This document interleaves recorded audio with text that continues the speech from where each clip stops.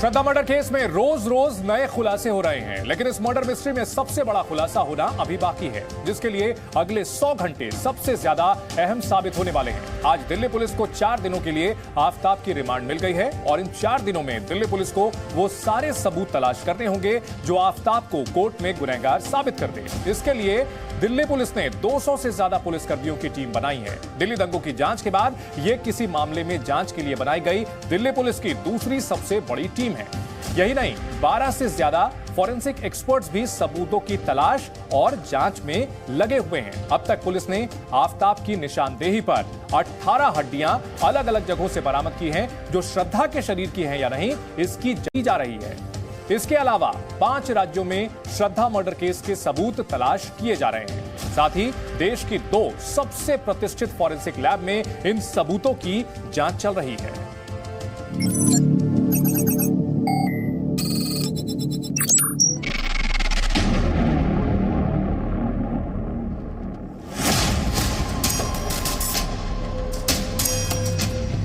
ढाई एकड़ से ज्यादा इलाके में फैला मैदान गढ़ी तालाब। दिल्ली में मौजूद सबसे घने मेहरौली के जंगल और यहां पर चल रही श्रद्धा के शव के टुकड़ों और हथियार की तलाश।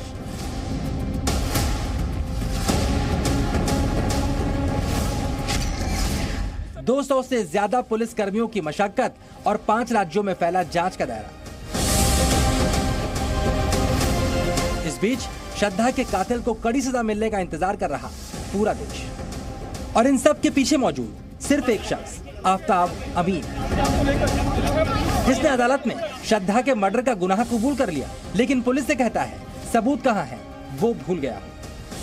फिलहाल आफ्ताब की निशानदेही पर पुलिस को जो चीजें मिली हैं वो आफ्ताब को सजा दिलवाने का प्रमाण बन पाएंगी। इसके लिए इन सबूतों की जांच के नतीजों का इंतजार किया जा रहा है। इस बीच पुलिस के लिए अगले 100 घंटे सबसे ज्यादा अहम साबित होने वाले हैं। श्रद्धा मर्डर केस के आरोपी आफ्ताब को साकेत कोर्ट ने 4 दिन की पुलिस रिमांड पर भेज दिया है और इसीलिए अगले 100 घंटे इस पूरे केस की तहकीकात के लिए सबसे अहम माने जा रहे हैं, क्योंकि 4 दिन बाद आफ्ताब की 14 दिन की पुलिस कस्टडी रिमांड पूरी हो जाएगी। ऐसे में पुलिस को अगले 100 घंटों के अंदर आफ्ताब से अपने तमाम सवालों के जवाब निकालने होंगे। यहाँ पर आपको ये भी समझना होगा आखिरकार पुलिस के हाथ कौन कौन से बड़े सबूत लग चुके हैं और अगले 100 घंटे में पुलिस के सामने कौन कौन सी चुनौतियां बाकी हैं। आफ्ताब की निशानदेही पर पुलिस ने जबड़े की हड्डी तलाश की है, लेकिन ये श्रद्धा की है या नहीं, इसके लिए जांच का इंतजार करना पड़ेगा। लेकिन पुलिस के सामने सबसे बड़ी चुनौती श्रद्धा की खोपड़ी को तलाश करने की है। पुलिस को अब तक जांच में 18 हड्डियां मिली हैं, लेकिन पुलिस को अभी श्रद्धा के खून से सने कपड़ों की तलाश है। आफ्ताब के घर से खून के धब्बे भी मिले हैं, लेकिन अब तक पुलिस श्रद्धा के शव को टुकड़े करने वाला हथियार बरामद नहीं कर पाई है। इधर आफ्ताब इकबाले जुर्म तो कर रहा है, लेकिन श्रद्धा के हत्या के पुख्ता सबूत अब तक नहीं मिले हैं। पुलिस को अब तक जो भी सबूत मिले हैं वो भी तब तक बेकार हैं जब तक डीएनए परीक्षण से ये साबित न हो जाए कि ये श्रद्धा के शरीर का हिस्सा है।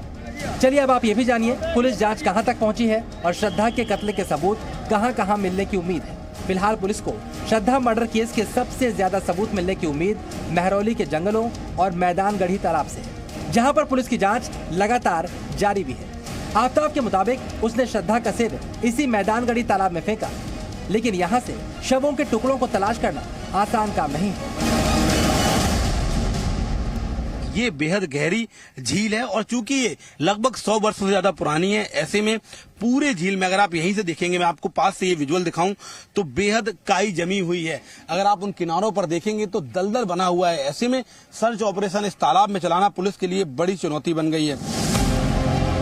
पुलिस के लिए इस तालाब की जांच इतनी ज्यादा महत्वपूर्ण है कि पहले पुलिस ने इस पूरे तालाब को खाली करने की योजना बनाई थी, लेकिन बाद में ये संभव न होता देख अब तालाब में गोताखोर भेजकर शवों के अवशेषों की तलाश करने का प्लान बनाया गया है। इस तालाब और जंगल को देखकर इस बात का अंदाजा भी लगाया जा रहा है कि आफ्ताब ने श्रद्धा को दिल्ली लाने से पहले ही उसे मारने की योजना बना ली थी, क्योंकि गुरुग्राम में नौकरी और छतरपुर में रहने का कनेक्शन नजरअंदाज नहीं किया जा सकता। मामले में पुलिस इसलिए हैरान है कि श्रद्धा और आफ्ताब दोनों मुंबई से जब दिल्ली आए तो वो इस इलाके में शिफ्ट हुए जहां से उसके घर से महज 100 मीटर की दूरी पर बड़ा जंगल है। तो क्या आफ्ताब की पहले से प्लानिंग थी कि वो दिल्ली आएगा और यहाँ पे शिफ्ट होने के बाद अच्छी तरीके से प्लानिंग के तरीके से, जैसा बताया जा रहा है डेक्स्टर सीरीज देखकर, उसने ये प्लान वे में पूरा कारनामा किया।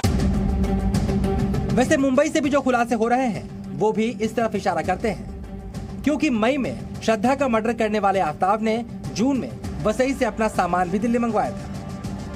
आफ्ताब ने घर में मौजूद श्रद्धा की बड़ी फोटोग्राफ जलाई थी। इसके अलावा घर में मौजूद श्रद्धा से जुड़े सबूतों को भी नष्ट किया गया था। आफ्ताब ने रोजाना घर में इस्तेमाल की जाने वाली चीजों भी हटा दी थी और पुलिस के सामने श्रद्धा के छोड़कर जाने की कहानी गढ़ी थी। और इसे ही अमली जामा पहनाने के लिए आफ्ताब ने वसई से अपनी जरूरत का सामान भी मंगवाया था।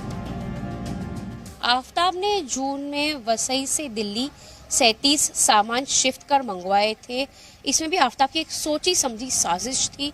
पुलिस से मिली जानकारी के अनुसार आफ्ताब ये दिखाने की कोशिश कर रहा था कि श्रद्धा उसे छोड़कर चली गई है। आफ्ताब पुलिस के सामने अपने गुनाह को कबूल कर रहा है, लेकिन डर इस बात का है जिस शख्स ने अपने बचाव के लिए इतनी तैयारियां पहले से कर रखी थी, क्या वो आज जो जानकारियां पुलिस को दे रहा है वो भी उसके बचाव की तकनीक का कोई हिस्सा तो नहीं? और क्या श्रद्धा मर्डर केस में सबसे बड़ा खुलासा होना अभी बाकी है? दिल्ली से शिवम प्रताप सिंह और मुंबई से ईशा कोटक के साथ प्रमोद शर्मा, जी मीडिया।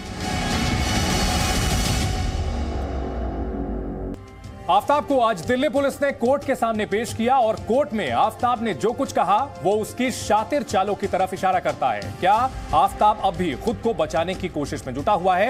आफ्ताब बार बार गुस्से में श्रद्धा का मर्डर करने की बात कह रहा है, लेकिन मुंबई में श्रद्धा के एक दोस्त ने एक वीडियो के बारे में खुलासा किया है, जिसके सामने आने के बाद श्रद्धा मर्डर केस में बड़ी जानकारी मिल सकती है। फुल प्रूफ प्लानिंग करके श्रद्धा के शव के 35 टुकड़े करने वाले आफ्ताब अमीन को श्रद्धा का कत्ल तो याद है, लेकिन वो ये भूल गया है उसने इसके सबूत कहां छिपाए। आफ्ताब के इस नए पैतरे से 100 घंटे के अंदर बाकी के सबूतों को तलाश करने की मुहिम में जुटी पुलिस का टेंशन हाई है। इस बीच कोर्ट में वीडियो कॉन्फ्रेंसिंग के जरिए जब आफ्ताब की पेशी हुई तो उसने क्या क्या कहा, पहले आप वो जानिए। सूत्रों के मुताबिक आफ्ताब ने जज के सामने भी श्रद्धा की हत्या की बात कबूल की है। आफ्ताब ने कोर्ट के सामने कहा कि उसने श्रद्धा की हत्या गुस्से में की है और जो कुछ हुआ वो गलती से हुआ है। आफ्ताब ने कोर्ट को बताया कि अब वो पुलिस का पूरा सहयोग कर रहा है। जहां जहां उसने श्रद्धा के बॉडी पार्ट्स फेंके, पुलिस को उसके बारे में उसने जानकारी दे दी है, लेकिन क्योंकि हत्या को बहुत ज्यादा वक्त गुजर चुका है इसलिए कत्ल के बारे में वो बहुत कुछ भूल गया है। कोर्ट ने इतना ही पूछा कि you are in stable condition, जो है आपको कोई टॉर्चर को नहीं की जा रही है, आपको कोई हार्म तो नहीं पहुंचाई जा रही है। तो आफ्ताब ने बोला नहीं, ऐसा कुछ नहीं है, दिल्ली पुलिस मुझे पूरी कोऑपरेट कर रही है जो है। और स्पेशली जो आईओ का उन्होंने तारीफ भी किया ओपन कोर्ट में कि आईओ साहब भी मुझे काफी कोऑपरेट कर रहे हैं। लेकिन आफ्ताब के इस पैतरे को जानकार उसकी एक चाल बता रहे हैं, क्योंकि वीडियो कॉन्फ्रेंसिंग के दौरान इस तरह के कबूलनामे को आरोपी का इकबालिया बयान नहीं माना जाता। इसके लिए कोर्ट में पुलिस जज के सामने आरोपी के 164 के बयान दर्ज करवा दी। ऐसे में इस बात की आशंका अभी बढ़ रही है कि आफ्ताब कोई बड़ा गेम खेल रहा है। आफ्ताब ने कोर्ट के सामने वीडियो कॉन्फ्रेंसिंग में इस चीज को कबूला कि उसने श्रद्धा का मर्डर किया है, लेकिन जब पुलिस उससे पूछताछ के लिए आती है तो वो कहता है कि वो भूल चुका है, उसे याद नहीं है जब उससे पूछताछ होती है। यानी कि आज भी आफ्ताब को उम्मीद है कि वो बच सकता है, उसके पास शायद कोई आखिरी दाव बाकी है, और अगर उसके पास ये आखिरी दाव है तो ये पुलिस की टेंशन बढ़ा सकता है। इसीलिए अगले 100 घंटों को पुलिस बेहद महत्वपूर्ण मान रही है। अगर पुलिस आफ्ताब की बताई जगह से यानी मैदानगढ़ी तालाब से श्रद्धा के सिर का हिस्सा बरामद कर लेती है तो आफ्ताब के खिलाफ केस मजबूत हो जाएगा। पुलिस ने कोर्ट में भी यही दलील देकर आफ्ताब की रिमांड बढ़वाई है। आफ्ताब ने पुलिस को सहयोग करने के नाम पर एक स्केच भी बना कर दिया है। ये स्केच उन इलाकों का है जहां उसने शवों के टुकड़े फेंके। इस बीच श्रद्धा के मर्डर की एक और थ्योरी सामने आ रही है। अदालत में आफ्ताब ने बताया कि उसने गुस्से में आकर श्रद्धा को मार दिया, लेकिन मुंबई से जी न्यूज को एक अहम जानकारी मिली है जिसमें एक वीडियो का जिक्र सामने आया है। आफ्ताब ने श्रद्धा का मर्डर क्यों किया, इस बात के जवाब की तलाश की जा रही है, लेकिन इस पूरी कहानी में अब एंट्री होती है श्रद्धा के मोबाइल में मौजूद एक वीडियो की, जो श्रद्धा आफ्ताब से जाल से निकलने की एक चाबी मानती है। ये श्रद्धा का दोस्त गॉडविन है, जिसने उसकी मदद उस वक्त की थी जब आफ्ताब ने श्रद्धा को बुरी तरह से पीटा और गॉडविन श्रद्धा को लेकर पुलिस के पास भी गया था। इसके बाद श्रद्धा ने गॉडविन को उस वीडियो के बारे में बताया था जिसे वो आफ्ताब के चंगुल से निकलने की चाबी मानती थी। श्रद्धा एक स्टेटमेंट हमेशा मुझे, मतलब वो 2 दिन में उसने एक स्टेटमेंट मुझे क्लियरली बताया था कि जिंदगी में मैं कभी भी तकलीफ में रहूंगी तो मेरे फ़ोन में एक ऐसा वीडियो है जिसे मैं दिखा के अपने आप को मैं बचा सकती हूँ। ये पूरे मतलब इंसिडेंट से मैं अपने आप को बचा सकती हूँ। इसके अलावा गॉडविन ने आफ्ताब के परिवार को लेकर भी बड़े खुलासे किए हैं, जिनके मुताबिक बार बार आफ्ताब की पिटाई से तंग आकर श्रद्धा ने उसे छोड़ने का कई बार प्लान बनाया था, लेकिन हर बार आफ्ताब के परिवार ने बीच बचाव करवा दिया। ये फाइट में सबसे इम्पोर्टेंट रोल है उसके मम्मी डैडी का, क्योंकि आफ्ताब क्या करता है, अपने मम्मी डैडी को बोलता है कि श्रद्धा को कॉल करिए, और फिर उसके मम्मी डैडी उसको कॉल करके बोलते हैं कि आप अगर छोड़ के जाओगे तो ये पागल हो जाएगा, ये अपने आप को मार देगा, तुम्हारी शादी होने वाली है। और वो उस रात भी वही हुआ था। यानी आफ्ताब के परिवार से पूछताछ के बाद श्रद्धा मर्डर केस में कई बड़े खुलासे हो सकते हैं। पुलिस को यह भी मालूम करना होगा कि आफ्ताब के परिवार को श्रद्धा के मर्डर के बारे में कोई जानकारी थी। फिलहाल दिल्ली से लेकर मुंबई तक श्रद्धा मर्डर केस की जांच जारी है। पुलिस के सामने सबसे बड़ी चुनौती उन सबूतों को इकट्ठा करना है, जिसके बाद आफ्ताब अदालत में अपने गुनाह से मुकर न सके और देश के सबसे क्रूर हत्याकांड के दोषी को कड़ी सजा मिल सके। मुंबई से ईशा कोटक के साथ वरुण भसीन, जी मीडिया, दिल्ली।